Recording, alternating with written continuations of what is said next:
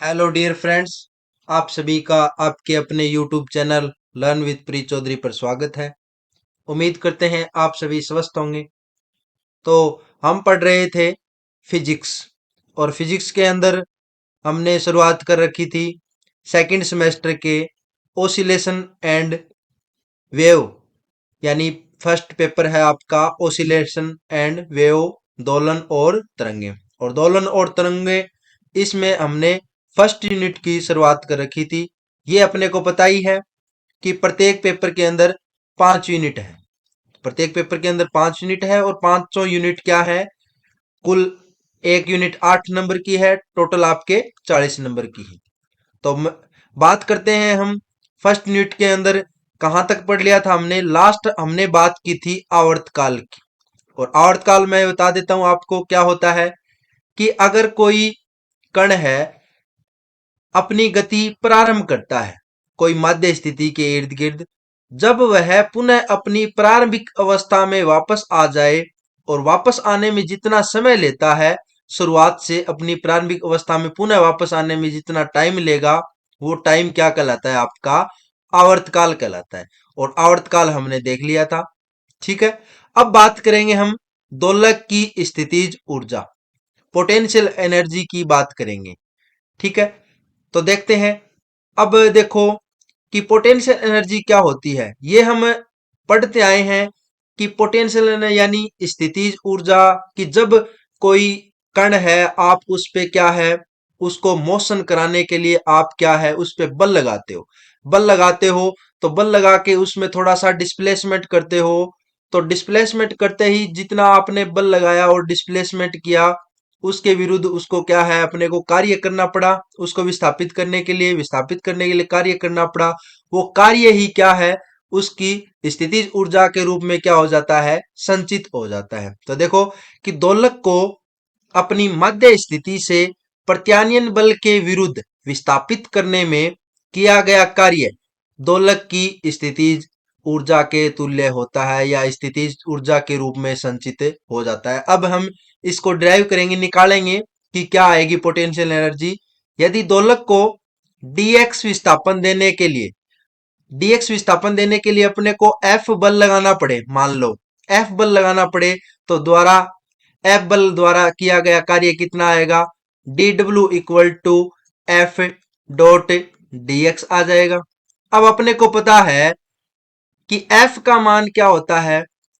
ये F तो आप इसको dx विस्थापन इधर देने के लिए लगा रहे हो, लेकिन अपने को पता है dx विस्थापन इधर हो रहा है, लेकिन इसके अपोजिट क्या लगेगा, अब रिस्टोरिंग फोर्स लगेगा। और रिस्टोरिंग फोर्स कितना लगेगा, जितना आपने F बल लगाया है उतना ही लगेगा, लेकिन माइनस साइन आ जाएगा, उसके अपोजिट लगेगा। ठीक है। तो अब देखो F का मान मैं इसमें आगे रख दूंगा। पहले हम बात करेंगे कि dw का मान तो आ गया अपने पास, कि इस अल्पांश के लिए स्थितिज ऊर्जा या किया गया कार्य का मान आ गया F डॉट dx। टोटल का निकालूंगा तो इसका क्या कर दूंगा, समाकलन। समाकलन करने पर तो दोलक को साम्यावस्था से x दूरी तक विस्थापन बल F के विरुद्ध किया गया कार्य, कुल कार्य कितना हो जाएगा, W। यानी आपका जो dw था उसका समाकलन करोगे तो ये क्या बन जाएगा, W बन जाएगा, टोटल कार्य। और इसका मान आ जाएगा -0 to x F dot dx। अब अपने को पता है कि F ये माइनस साइन क्यों आ रहा है, क्योंकि आप इसको विस्थापित कर रहे हो। ठीक है। माइनस के यानी इसमें कार्य अपने को बाहर से करना पड़ रहा है, तब इसलिए माइनस है। स्थितिज ऊर्जा निकालेंगे और ये कार्य ही क्या कहलाता है, आपका स्थितिज ऊर्जा के रूप में संचित होता है, 0 to x F dot dx। अब अपने को पता है F का मान कितना होगा, तो F का मान आप प्रत्यानयन बल जानते ही हो। F का मान होता है -kx। -kx मान रख दोगे, U इक्वल टू, अब आप कहोगे ये तो रिस्टोरिंग फोर्स है और बल था अपना F, और वो आप इफ एफ आर के इक्वल क्यों लिख रहे हो, तो मैंने अभी बताया आपको एफ आर का मान है वो एफ के तुल्य ही होता है, या एफ का मान एफ आर के तुल्य होता है, बस डायरेक्शन क्या होती है, डिफरेंट होती है। तो एफ आर का मान आप निकाल ही रहे हो, बार बार पढ़ ही रहे हो। यू इजिकल टू मान आ जाएगा के 0 to x x D x. और x dx का आपको पता ही है समाकलन क्या होता है, एक बटा दो के एक्स स्क्र, ये भी अपने पास वैल्यू आ जाएगी। ये आपकी क्या आ गई, पोटेंशियल एनर्जी आ गई। अब आप पढ़ के आए हो पीछे, विस्थापन का समीकरण क्या होता है, x equal to A sine omega naught T plus phi, ये अपने पास डिस्प्लेसमेंट का इक्वेशन होता है, विस्थापन का समीकरण होता है। ये विस्थापन x का मान है, आप इक्वेशन 6 में रख दोगे। इक्वेशन 6 में रखते ही अपने पास u का मान आ जाएगा एक बटा दो K A square sine omega naught T plus phi. अभी देखो पीछे हमने माना था कि क्या, ओमेगा नोड स्क्वायर बराबर होता है के बाई एम, तो यहां से के का मान रख सकते हो, के का मान आ जाएगा एम ओमेगा नोड स्क्वायर, ये वैल्यू आ जाएगी, ये मान रख देंगे हम। तो यू का मान आ गया एक बटा दो M omega naught square A square sine square omega naught T plus five, ये आपकी इक्वेशन नंबर 7 आ गई। और इक्वेशन ऊपर 6 आई थी और ये 7 है, ये दोनों ही क्या है, स्थितिज ऊर्जा यानी पोटेंशियल एनर्जी के इक्वेशन है। अब देखो यू मिनिमम, आपकी पोटेंशियल एनर्जी जीरो कब होगी, मिनिमम जीरो ही हो सकती है। और जीरो कब होगी, जब आपके साइन के एंगल हैं वो जीरो या पाई होते हैं। तो आपको पता है साइन का कोण का मान जीरो या पाई होता है, वहां पे साइन का वैल्यू मान जीरो होता है। और जीरो का मान किसी से गुणा हो जाए तो मान क्या हो जाएगा, जीरो ही आएगा।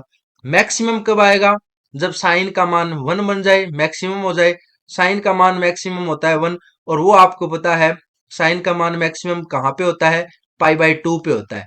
तो इसलिए आप लिख सकते हो कि omega naught T plus phi का मान पाई बाई टू हो जाए तो अपने पास ये मान वन बन जाएगा, तो वहां पे यू मैक्सिमम आएगी। और यू मैक्सिमम का मान कितना आएगा, एक बटा दो M omega naught square A square, यानी ये कांस्टेंट कांस्टेंट वैल्यू रह जाएगी।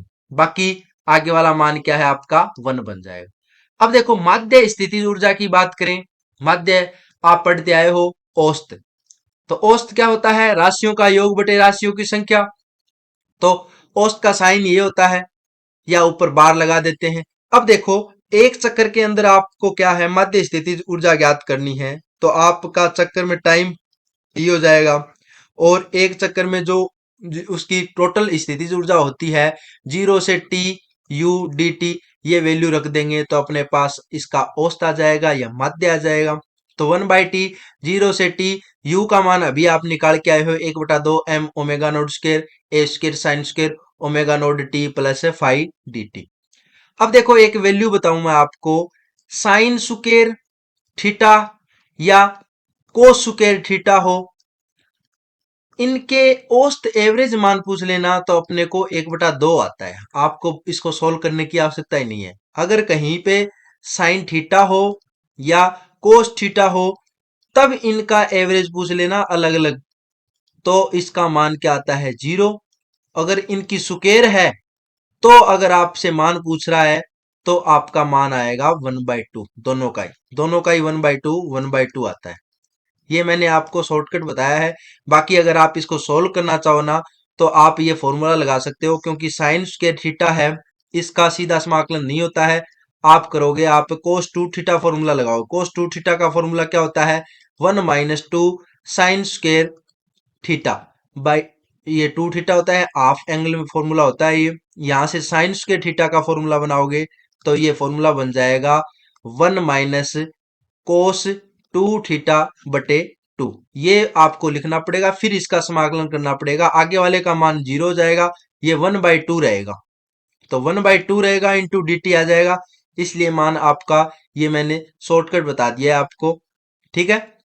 इसलिए ये आपका मान आ जाएगा one by two D T. और बाकी कांस्टेंट है, कांस्टेंट आगे आ ही जाएगा, जीरो से T one by two D T, और डी टी एक बटा दो आगे, डी टी का समाकलन करो जीरो से टी, टी आ जाएगा जीरो से टी। और जीरो से टी लिमिट लगाओगे आप, टी ही बन जाएगा। तो अपने पास औसत वैल्यू क्या आ गई, हाफ पहले था, बट्टा में दो, और दो एक बट्टा में और आ गया, तो दो दुआ चार हो गए। तो औसत वैल्यू आ गई one by four M omega naught square A square, ये इसका मान आ गया आपके पोटेंशियल एनर्जी का औसत मान आ गया, ठीक है। पोटेंशियल एनर्जी का औसत मान क्या आ गया, एक बटा चार M omega naught square A square, ये वैल्यू आ गया। तो इक्वेशन 8 है, ये क्या है आपकी, औसत मान है स्थितिज ऊर्जा का। अब देखो हम बात करते हैं दोलक की गतिज ऊर्जा की। दोलक की गतिज ऊर्जा की बात करें तो गतिज ऊर्जा आपको पता ही है के इजिकल टू क्या होती है, 1/2 mv²। अभी देखो आप पीछे v पढ़ के आए थे, v का मान होता है omega naught root of a² minus x²। ये वैल्यू होती है, ये आप v की जगह मान रख दोगे तो k इक्वल टू मान आ जाएगा 1/2 m omega naught square a² minus x²। Equation 9।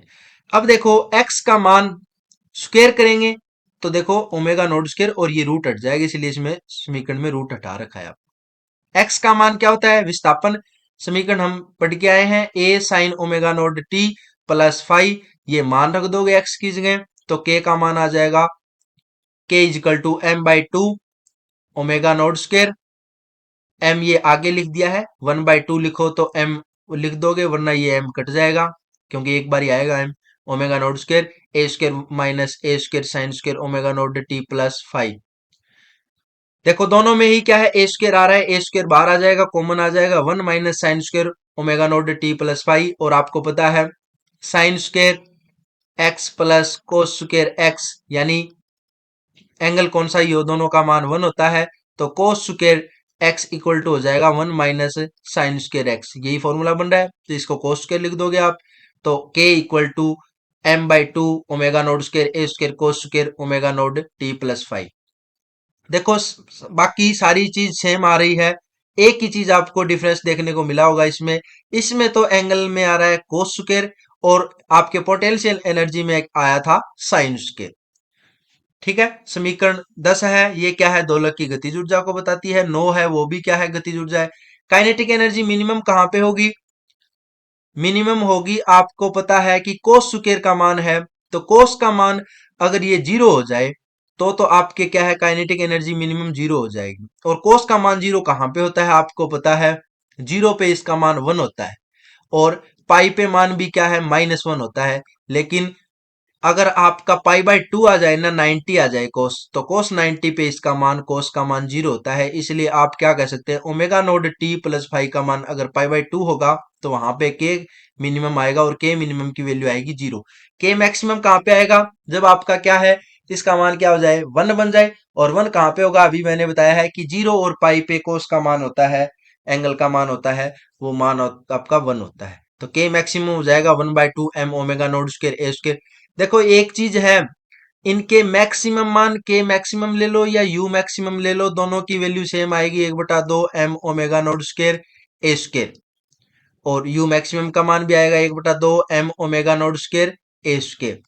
क्योंकि आपको पता है कि जहां पे के मैक्सिमम होता है वहां पे यू मिनिमम होता है, और यू मैक्सिमम होता है वहां पे के मिनिमम होता है। इसलिए इनका आप एवरेज लेते हो तो हो जाता है 1/4 m omega naught square A square, यानी एवरेज आधा ही तो क्या है, के का मान है, आधा ही क्या है, यू का मान है। अब देखो के का औसत मान निकालो तो भी आप देख लेना चाहें वही आएगा same he, 1/4 m omega naught square A square. निकालना कैसे, वैसे ही कि 1/t और 0 से t तक के डी टी आप का मान निकाल लो। और अभी मैंने पीछे बताया था आपको कि चाहे कोस का स्क्वायर थीटा हो या साइन का स्क्वायर थीटा हो, उसका एवरेज निकालोगे आप 0 से t के बीच में तो उसका मान 1/2 आएगा। 1/2 आ ही गया, t आपका ये dt है, dt का समाकलन किया आपने तो t बन गया, t का 0 से t तक आपने फिर लिमिट रख दी और t आ गया मान, तो t से t कैंसिल हो गया, 1/4 क्योंकि यहाँ 1/2 आया था, वो हो गया आपका 1/4, 1/4 m omega naught square A square, और t से t कैंसिल हो जाएगा तो 1/4 m omega naught square A square. ये आपकी क्या है, काइनेटिक ऊर्जा का मान आ गया और एवरेज वैल्यू आ गई इसकी। तो आप अब क्या कहोगे कि हमें अगर टोटल एनर्जी की बात करनी हो तो कुल दोलक ऊर्जा आ जाएगी, कितनी हो जाएगी, आपको पता है कि E का मान होता है potential energy plus kinetic energy. Potential energy क्या है, मैंने आपको बता रखा है, देखो 1/2 m omega naught square A square, ये दोनों में आएगा। एक में तो आ जाएगा sine square omega naught T plus five, और दूसरे में क्या आ जाएगा, 1/2 m omega naught square A square cos square omega naught T plus five. यानी डिफरेंस इतना ही है, काइनेटिक ऊर्जा आएगी उसमें तो क्या है कोस स्क्वायर बनेगा, और पोटेंशियल एनर्जी आएगी उसमें क्या बनेगा आपका साइन स्क्वायर बनेगा। जब आप इन दोनों को जोड़ोगे तो ई टोटल एनर्जी आ जाएगी ई टी या टोटल एनर्जी, तो M omega naught square A square 1/2, ये आपका क्या है, दोनों में ही क्या है कॉमन है, तो दोनों में कॉमन बार आ गया, इसमें रह गया sign square omega naught T plus five, और इधर रह गया कोस square omega naught T plus five. दोनों को मिलाओगे, अभी मैंने पीछे भी बताया था कि sine square theta plus cos square theta equal to होता है 1, तो दोनों का मान हो गया 1, और 1 लिखते ही आपका ई टोटल एनर्जी आ गई 1/2 M omega naught square A square. ये आपकी इक्वेशन 12। तो इक्वेशन 12 है वो दोलक की कुल ऊर्जा को दर्शाती है, और आप कह सकते हो अर्थात सरल आवर्ती गति के दोलक की कुल ऊर्जा समय के सापेक्ष नियत रहती है। समय के सापेक्ष नियत यानी कांस्टेंट वैल्यू आई है, ई का मान कांस्टेंट आया है 1/2 M omega naught square A square, तो इसके ऊपर टाइम का कोई इफेक्ट नहीं पड़ेगा। एनर्जी के ऊपर, एनर्जी हमेशा क्या है संरक्षित या नियत रहती है। इसकी ऊर्जा द्रव्यमान एम आयाम का वर्ग का स्क्वायर, यानी इसकी एनर्जी आएगी वो डिपेंड किस पे करेगी, द्रव्यमान के तो समानुपाती होगी, और आपके आयाम है ए स्क्वायर इसके क्या है वर्ग के समानुपाती है, और ओमेगा नोट स्क्वायर है इसके भी क्या है समानुपाती है, तो ये समानुपाती होती है। अब देखो सरल आवर्त गति के लिए विभिन्न भौतिक राशियों का ग्राफीय निरूपण भी मैंने कर रखा है। ग्राफीय निरूपण में क्या आएगा देखो, विस्थापन डिस्प्लेसमेंट का इक्वेशन क्या होता है, x equal to A sine omega naught T, A sine omega naught T plus five, ये वैल्यू होती है। ठीक है, देखो फाइव आप लिखो न लिखो ये ओनली एक फेज डिफरेंस है, तो ये आप न लिखो ग्राफ बना रहे हो तो कोई इसकी आवश्यकता नहीं है। तो x बराबर ए साइन ओमेगा नोट टी ये ग्राफ चलेगा। जब आप कहोगे t का मान जीरो, यानी समय क्या है जीरो है, प्रारंभ की बात है, तो साइन जीरो का मान जीरो होता है, तो ये जीरो से शुरुआत होगी इसकी। जैसे जैसे टाइम बढ़ता जाएगा और टाइम का मान पाई बाई टू पे आ जाएगा, तो साइन का मान मैक्सिमम आ जाएगा, धीरे धीरे ऐसे चलता रहेगा ये मान, तो यानी ये साइन वक्र आप जानते ही हो। वेग में क्या है, ओनली डिफरेंस इतना आ रहा है कि यहाँ पे साइन है ना, वहां पे क्या जाएगा कोस आएगा, कोस आएगा, तो ये तो जीरो से शुरुआत हो रही थी इसकी, ये अब की बार क्या है जीरो पे इसकी वैल्यू वन आ जाएगी। ठीक है, वेग में उल्टा हो जाएगा, बस इतना ही है। त्वरण, अब आपको पता है वेग में परिवर्तन की दर क्या होती है, त्वरण होता है dv बटा dt इक्वल टू होता है a, तो यानी वेग में परिवर्तन कर दो, वेग में परिवर्तन करोगे तो आपके पास क्या है dv, dv अब कोस आएगा, कोस का वापस क्या है अवकलन हो जाएगा, कोस का अवकलन होगा साइन में, तो ये यहां से उल्टा शुरू हो जाएगा जीरो से।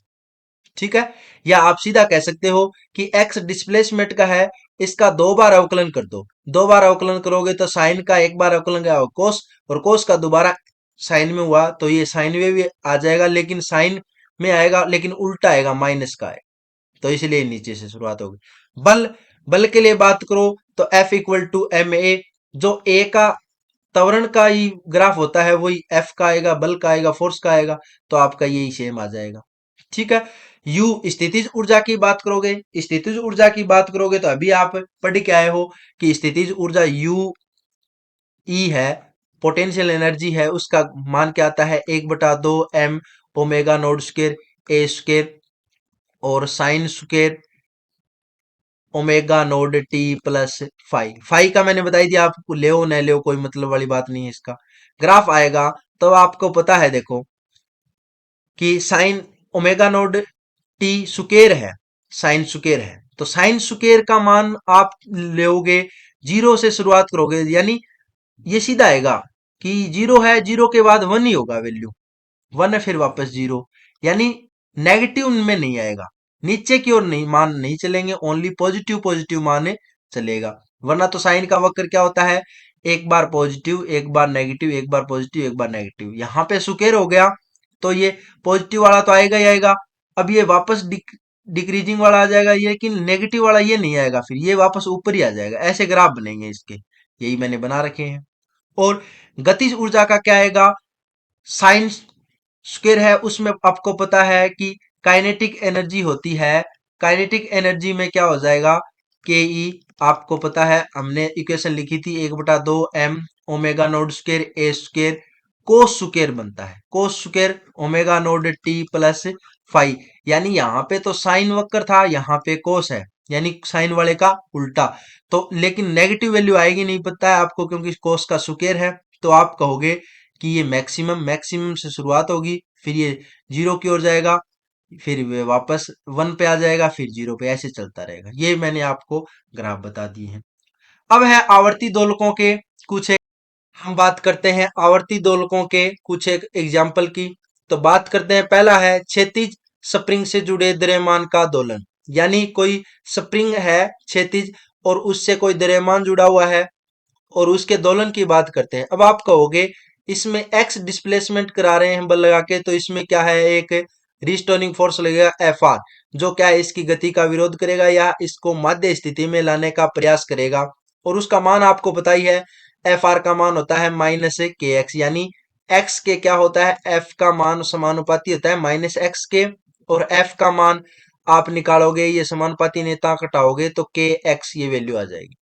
अब देखो, न्यूटन के दूसरे नियम से, न्यूटन के नियम से अनुसार क्या होता है, F equal to M A होता है। तो F equal to M D two X upon D T square, ये वैल्यू हो जाएगी। अब देखो दोनों ही बल है, दोनों ही बल है, तो दोनों को इक्वल कर दोगे, तो K minus K X M D two X upon D T square, M D two X बटे D T square equal to minus K X. तो D two X D T square equal to minus K by M इधर है, इसको भाग में भेज दो, minus K by M X D two X upon D T square equal to मान आ जाएगा माइनस ओमेगा नोट स्क्र। हमने मान लिया इसको कि के बाई एम है, इसको ले लिया ओमेगा नोट स्क्र, ये वैल्यू ले ली। तो अपने पास मान आ गया D two X upon D T square equal to minus omega naught square X. समीकरण बन गई अपनी, इसको क्या है पक्षांतरण कर देंगे या इक्वल से इधर ले आएंगे, तो D two X upon D T square plus omega naught square X equal to zero, ये इक्वेशन हो गई। समीकरण एक अब क्या है, सरल आवर्ती दोलक के तुल्य समीकरण है। अतः इस दोलक का आवर्तकाल अपने को पता ही है, टी इक्वल टू क्या होगा, two pi upon omega naught. और ओमेगा नोट का मान हमने पता ही है, क्या माना था, omega naught square equal to माना था हमने के बाई एम। तो अब उल्टा हो जाएगा, नीचे लिखोगे क्योंकि ओमेगा नोड, तो स्क्वायर हटाओगे तो इधर रूट आ जाएगा, और नीचे तो एम बटा के, ये इसका क्या है, आवर्तकाल आ गया टी। अब देखो दूसरा इसका एग्जाम्पल है, ऊर्ध्वाधर स्प्रिंग से लटके द्रव्यमान का दोलन। दोनों में आवर्तकाल आपका सेम ही आएगा, ठीक है। बस समझना है अपने को ऊर्ध्वाधर स्प्रिंग से लटके द्रव्यमान का दोलन में क्या होगा। देखो ऊर्ध्वाधर कोई स्प्रिंग है, इससे ये है एल लंबाई का, इसमें मैंने कुछ लटका नहीं रखा है। दो नंबर में देखो कि ऊर्ध्वाधर स्प्रिंग है, इससे एम द्रव्यमान लटका दिया, तो एल प्लस वाई नोड इसकी लंबाई में क्या है, परिवर्तन हो जाएगा, क्योंकि एम द्रव्यमान नीचे है तो एम जी फोर्स लगेगा नीचे की ओर, एम जी फोर्स नीचे की ओर लगेगा, तो इसकी लंबाई में क्या है, वृद्धि हो जाएगी। अब देखो इसमें क्या है, और चेंजेस करते हैं। और चेंजेस क्या करोगे आप, कि इतना ही है, इसमें बाहर और लटका दिया जाए, तो थोड़ा सा और विस्थापन हो जाएगा, डिस्प्लेसमेंट हो जाएगा, वो मान क्या हो जाएगा, L plus Y naught plus Y. यानी ये इसकी प्रारंभिक लंबाई माने, तो वाई डिस्प्लेसमेंट इसमें और हो जाएगा। तो ऐसे ही चलता रहेगा। अब देखो प्रत्यानयन बल किस पे पढ़ना है अपने को, दूसरे वाले पे पढ़ना है, द्वितीय स्थिति के लिए। द्वितीय स्थिति के लिए प्रत्यानयन बल पढ़ना है अपने को। तो आपको बताओगे कि एफ का मान क्या आ गया, माइनस के वाई नोट। जिस प्रकार पहले क्या था, एक्स में डिस्प्लेसमेंट था, तो क्या है, एफ का मान आया था equal to minus K x. अब की बार वाई में है, तो वाई नोट आ जाएगा। और एक अपने को पता है, संतुलन नीचे की अवस्था की ओर बल लग रहा है न्यूटन का, न्यूटन के अनुसार, तो F equal to M G बारबल, ये नीचे की ओर लग रहा है बारबल। तो दोनों ही क्या है, संतुलना की अवस्था आएगी तो दोनों बराबर होंगे, तो K Y naught equal to M G. ठीक है, ये समीकरण दो हो गई। अब देखो संतुलन की स्थिति से द्रव्यमान को y दूरी तक विस्थापित करके छोड़े तो द्रव्यमान दोलन करने लगता है, तब इस स्थिति में प्रत्यानयन बल, तो प्रत्यानयन बल कितना लगेगा, आप कहोगे कि F, ये अब तीसरी वाली कंडीशन आ गई, तो F इक्वल टू मान आ गया minus K Y naught plus Y, क्योंकि विस्थापन तो यही हो रहा है दोनों में, वाई नोड प्लस वाई, तो F का मान आ गया ये वैल्यू। अतः परिणामी बल आप क्या कहोगे, परिणामी बल का मान कितना आ जाएगा, अपने को पता है, देखो एम जी नीचे की ओर लग रहा है, एम जी बार नीचे की ओर लग रहा है, एम जी नीचे की ओर। और ये आपका क्या है, रीस्टोरिंग फोर्स है, ऊपर की ओर लगेगा और इसका मान कितना आएगा, minus K Y naught plus Y. तो आप कहोगे टोटल बल का मान कितना आ जाएगा, एम जी, और ये माइनस का है तो एम जी तो प्लस का नीचे की ओर, minus K Y naught plus Y. M G का मान हमने निकाल रखा है, एम जी इक्वल टू क्या आया था, ये रहा स्प्रिंग की स्थिति से, तो के वाई नोट वैल्यू थी, तो के वाई नोट मान रख दिया, के Y note minus K Y note के वाई, तो ये तो कैंसिल हो गए, ओनली के वाई, तो एफ डैश का मान आ गया माइनस के वाई। यानी कंडीशन सेम ही आएगी दोनों में, चाहे आप क्या कर दो, क्षैतिज ले लो चाहे आप ऊर्ध्वाधर ले लो, यानी वर्टिकल ले लो चाहे, या हॉरिजॉन्टल ले लो, क्षैतिज ले लो, दोनों में बात एक ही आएगी। M D two Y by D T square equal to minus K Y, D two Y by D T square equal to minus K by M into Y. बस बात इतनी है कि इसमें वाई में आ गया equation, D two Y by D T square equal to minus omega naught square Y, ये मान आ गया अपने पास, D Y D two Y upon D T square, इसका इधर ले आए इक्वल साइन से, तो अपना मान माइनस का है वो प्लस का हो गया इक्वल टू जीरो। ये अपनी इक्वेशन 3 है, सरल आवर्ती दोलक की गति के समतुल्य समीकरण है। अतः इसका आवर्तकाल क्या हो जाएगा, आवर्तकाल वही T equal to two pi upon omega naught, और ओमेगा नोड का मान हमने माना है रूट एम बाई के, यानी omega naught square equal to value होती है के बाई एम। तो वापस इसका रूट स्क्वायर हटाओगे तो इधर रूट लग जाएगा, और 1/ओमेगा नोड करोगे तो ये मान आ जाएगा m बटा के रूट का, तो ये वैल्यू आ गई m। अब आपने को पता है, हमने लिखा था के वाई इक्वल टू क्या है, K Y naught equal to M G है, यहां से के का मान लिख सकते हो आप M G upon Y naught, ये वैल्यू लिखो M G upon Y naught, तो एम से एम तो कैंसिल हो जाएगा, वाई नोड बाई जी, ये इसका क्या है, समीकरण 2 से के का मान रख दिया है। ठीक है, समीकरण 2 से के का मान क्या है, ये वैल्यू होगी अपने पास। अब देखो, दो समांतर स्प्रिंग से लटके द्रव्यमान का दोलन, कि दो कोई समांतर स्प्रिंग है उससे एम द्रव्यमान लटका दिया है, ये अलग अलग एग्जाम्पल पढ़ रहे हो आप, ठीक है, इसके एग्जाम्पल है सरलावर्ती दोलक के। तो देखो बात एक इसमें क्या है कि इनके आपने मान लिए स्प्रिंग नियतांक क्या है, K1 और K2 है। जब द्रव्यमान को y दूरी से ऊर्ध्वाधर नीचे की ओर विस्थापित करते हैं तो दोनों ही स्प्रिंगों की लंबाइयों में समान परिवर्तन y होता है। यदि स्प्रिंगों के बल नेता केवल तथा K2 है तथा उनके प्रत्यानयन बल F1 तथा F2, क्योंकि आपका प्रत्यानयन बल है वो डिपेंड करेगा है आपके K1 पे, तो F1 आ जाएगा माइनस K1y और F2 आ जाएगा माइनस K2y, ये वैल्यू आ जाएगी। तो आपका टोटल परिणामी बल क्या आएगा, प्रत्यानयन परिणामी प्रत्यानयन बल आ जाएगा F equal to F1 plus F2, F का मान आ गया minus K1y minus K2y, F equal to minus K1 plus K2y। अगर आपको हमारे द्वारा ये दी गई फिजिक्स की क्लास पसंद आ रही है तो आप लाइक करना और सब्सक्राइब करना, हमारे चैनल को ज़्यादा से ज़्यादा शेयर करना, ताकि हमें भी एक मोटिवेशन मिले और आपके लिए अच्छी अच्छी कंटेंट को हम लेकर आए। बात करते हैं आगे, इसमें देखो कि K1 माई प्लस K2 है y, और माना K1 plus K2 equal to K हो गया, यानी K1 प्लस K2 है, इसको हमने टोटल K मान लिया, तो F equal to minus K Y.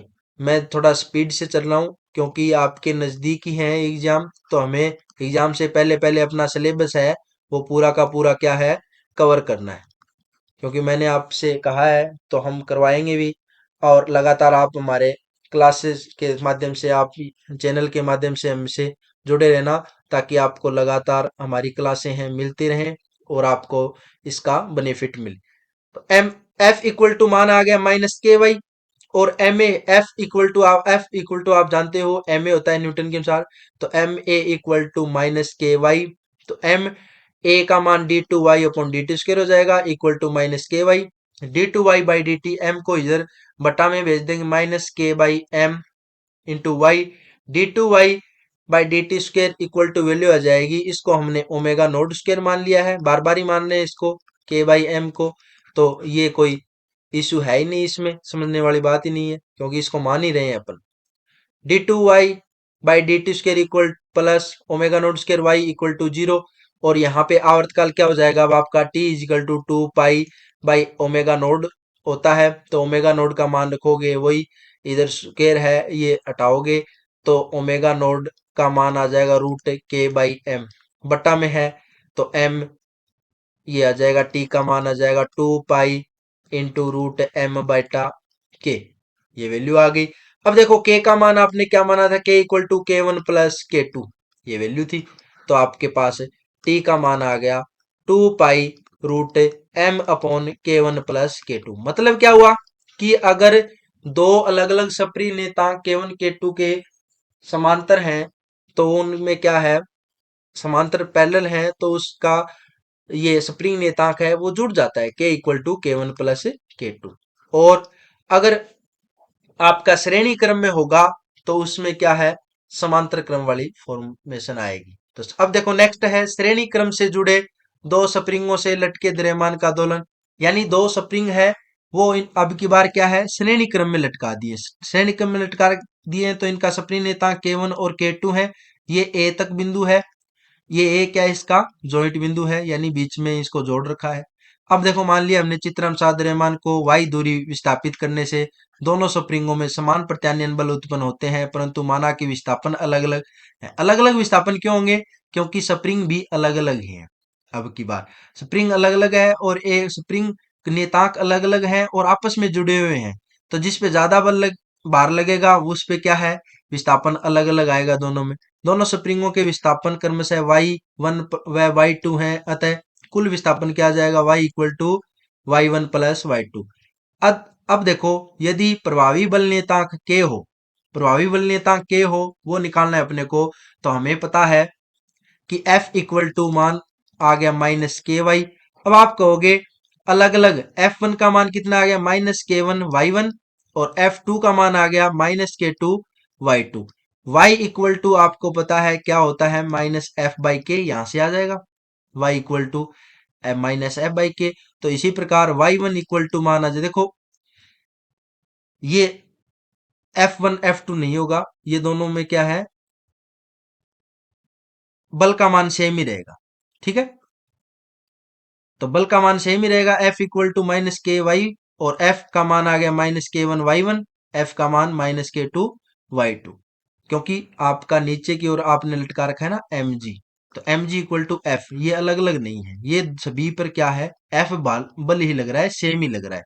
तो इसलिए आप इसको उल्टा नहीं करोगे कि F1 इस पे लग रहा है F1 इस पे लग रहा है, बाकी क्योंकि ये आपने श्रेणी क्रम में दो स्प्रिंग जोड़ रखे हैं, सब दो स्प्रिंग जोड़ रखे हैं, तो दोनों में दोनों के नीचे m बार लटका रखा है, तो बार बल mg f वो सेम ही लगेगा, वो f इसी पे लगेगा और इस पे भी लगेगा, इक्वल लगेगा। तो देखो y इक्वल टू आ गया माइनस एफ बाई के, और वाई वन का मान आ गया minus F upon K one, Y two equal to आ गया minus F upon K two. अब अपने को पता है कि y equal to total displacement कितना आ जाएगा, Y one plus Y two. Y one और वाई टू के मान निकाल सकते हो आप, वाई वन वाई टू के मान निकाले हुए हैं ही हमने, वो मान रखने अपने को पुट करने हैं, एफ अपॉन के इक्वल टू मान आ जाएगा F upon K one plus minus F upon K to, और टोटल मान आ गया अपने पास माइनस, देखो पूरे में माइनस कैंसिल हो जाएगा, तो वन बाई के इक्वल टू एफ भी पूरे में है तो कैंसिल हो जाएगा, one upon K one plus one upon K to, यानी के का मान आ गया के वन के two upon K one plus K two, ये वैल्यू हो गई। तो देखो जिस प्रकार आप समांतर क्रम श्रेणी क्रम करते हो ना प्रतिरोधों का, श्रेणी क्रम में होता है तो प्रतिरोध total equal to R one plus R two होते हैं, और समांतर क्रम में होते हैं तो आर का मान आता है R one R two upon R one plus R two. इसमें उल्टा है, अगर यहां श्रेणी कर रहे हो ना तो समांतर वाला आ रहा है, जिस प्रकार आपके कैपेसिटर में होता है ना वो ही सेम यहाँ हो रहा है संधारित्र वाला। तो के का मान आ गया के वन के two upon K one plus K to, अतः श्रेणी क्रम में जुड़े स्प्रिंगों के बल नियतांकों के व्युत्क्रमों का योग प्रभावी बल नियतांक के व्युत्क्रम के बराबर होता है। अतः अब आवर्तकाल निकालोगे T equal to two pi into root M upon K, और k का मान रख दोगे जो हमने निकाल रखा है k1 k2 अपन k1 प्लस k2। यदि किसी स्प्रिंग के बराबर लंबाई के n टुकड़े कर दिए जाएं तो प्रत्येक टुकड़े का स्प्रिंग नियतांक संपूर्ण स्प्रिंग के नियतांक का n गुना होगा। ठीक है ना, ये बोल रहा है कि स्प्रिंग है, स्प्रिंग के टुकड़े क्या कर रहे हो, n कर रहे हो, n टुकड़े कर रहे हो, यानी ये स्प्रिंग जुड़ गए, ये टोटल स्प्रिंग है। इस स्प्रिंग के आप n टुकड़े कर दिए तो क्या है, 1/k के मान क्या है, n टुकड़े हो जाए 1/k1 प्लस 1/k2, यानी टोटल श्रेणी क्रम है, तो समांतर वाला फॉर्मूला लग जाएगा आपके, उल्टा हो जाएगा। k1 इज इक्वल टू, इसने आपने k डैश मान लिया तो k 1/k का मान आ जाएगा 1/k डैश, और ये 1 कितनी बार है, n बार आएगा तो n गुना हो जाएगा, यानी k का मान आएगा ना टोटल वो n इंटू k डैश हो जाएगा, यानी n गुना हो जाएगा। छोटे से छोटे टुकड़ा है उसका n गुना हो जाएगा, n गुना नहीं होगा सॉरी, n डिवाइड हो जाएगा, k इक्वल टू, ये उल्टा हो गया ना, ये तो हमने सही किया था, k इक्वल टू निकालोगे आप, उल्टा करोगे इसका तो k डैश ऊपर और n नीचे बट्टा में आएगा, तो k डैश बाई n हो जाएगा, और k डैश का मान आएगा वो n इंटू k हो जाएगा। तो आज के लिए इतना ही। अगर हमारी क्लास पसंद आई तो आप लाइक करना, शेयर करना और सब्सक्राइब करना, ज्यादा से ज्यादा अपने साथ वालों को जोड़ना भी, ताकि हमें भी मोटिवेशन मिले और आपके लिए और भी ज़्यादा बेहतरीन कंटेंट लेके आएँ और जल्दी से जल्दी आपका सिलेबस हम रिवाइज करवाएं। कल हम पढ़ेंगे इसमें सिंपल पेंडुलम, सरल दोलक। आज के लिए इतना ही, धन्यवाद, जय हिंद, जय भारत।